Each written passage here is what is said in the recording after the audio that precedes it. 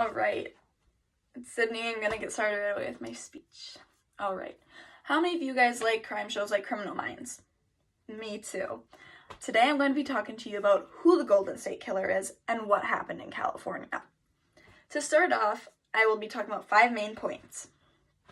To start, we have D'Angelo at his young age.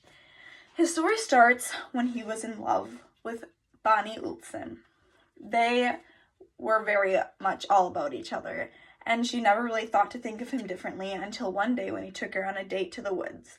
They often went out shooting, just clay pigeons and stuff, until this time when he was, just shooting random, innocent animals, and he had asked her to shoot a dove that was sitting on a branch for him. She's like, no, that's not really what I do, you can, but, that's not me. And he's like, no, I want you to do this, do this to prove your love to me. She's like, I love you, I don't need to do this for you. And he, pretty much forced her into doing it, so she shot the dove actually right in the head, and she just felt sick to her stomach, and, why did I do this? I can't believe I just did this, and he was just thrilled with excitement. He was like, oh my gosh, I love you even more, wow, I love you. And so they continued to court because she tried to put it past her and just, look at the good in him, but more weird things kept coming up, and finally one day he asked her to marry him, and she said she couldn't, she couldn't. And this really frustrated him and gave him a lot of anger on the inside, and is ultimately what is said to have started all this, because one night she was lying in bed and she felt this strange feeling like someone's watching me. Went over to the window, opened it up, and there he was standing there with the gun, and he told her that he would kill her. She screamed, and her dad and brother ran out after him to see if they could catch him, but by then he was gone.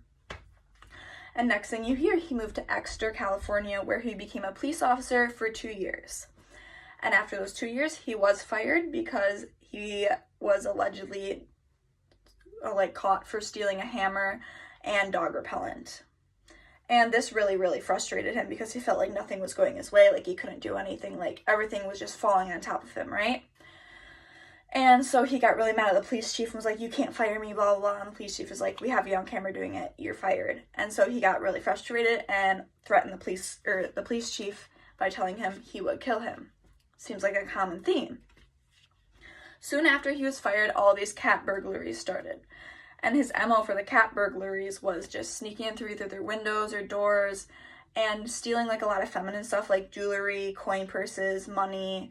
And he would often go to their scrapbooks and cut out pictures of just the women. If it was a family photo, just the women, and he'd take it. So that's kind of strange. And that was there's multiple of those, and they couldn't catch him.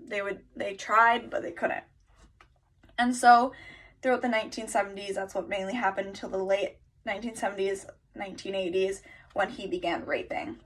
And so he would be caught often a guy, a lurking Tom, a peeking Tom, and he would just stand at the windows and watch the teenage girls until eventually he moved into sneaking in through their windows, binding them, gagging them, and blindfolding them, while holding a knife to their throat, saying, if you scream or make a noise, I will kill you and everybody else in the house. And his first case was a young 15-year-old girl who thought her dad was home from work late one night, but it wasn't her dad.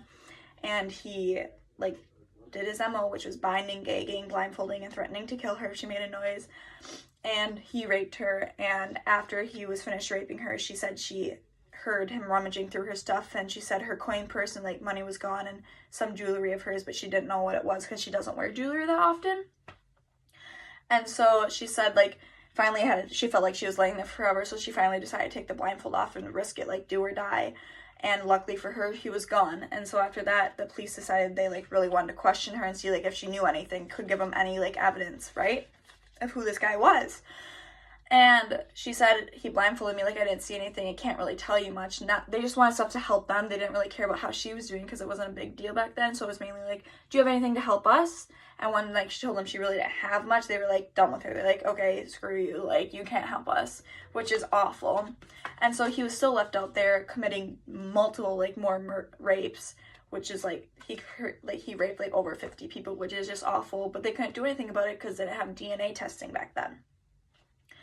Ultimately, after he was done with these rapes, he would move on to murdering. It just escalated really quick. And his MO remained the same. He would sneak in, except he focused more on couples. So he would sneak in and have the couples bind each other up, gag each other, and blindfold each other. And he would have the women place plates on the back of their husbands or on their husbands, so he would know if they moved or not because he could hear it fall off them and break, and then he would finish his job. He would still take the women into another room, rape them, and leave them there and then kill them, and afterwards he would go into the kitchen and actually make himself a meal or eat snacks and stuff and talk to himself and kind of freak out, and then he would just leave like nothing happened. They still could not catch him after this because it took them forever to catch him. Like, it was not until he was 73, I want to say, that they caught him. They couldn't catch him for dozens of years. And so finally, on April 24th, 2018, he was caught and taken into custody. They took him in custody on 2 accounts of murder. Not all of them. They could only get him for 2. And they did this through genetic genealogy, which is where they take like DNA from their cousins and stuff to compare it to crime scene DNA. And so that's ultimately how they got him in custody and could take him down for these murders. So with being like convicted of 2 murders, he said he would plead guilty as long as they would not give him the death penalty, only life. But this trial is still going on today, and there's been more evidence, more DNA brought to light, and so he's now being brought down for the 13 murders as well as 26 kidnappings along with the rapes, and they're deciding whether or not to give him the death penalty today or just give him life. So that trial is still going on. So today I've talked to you guys about who the Golden State Killer was and what he did to California and how he changed those people's lives. So who is the Golden State Killer, and will he be brought down for the death penalty?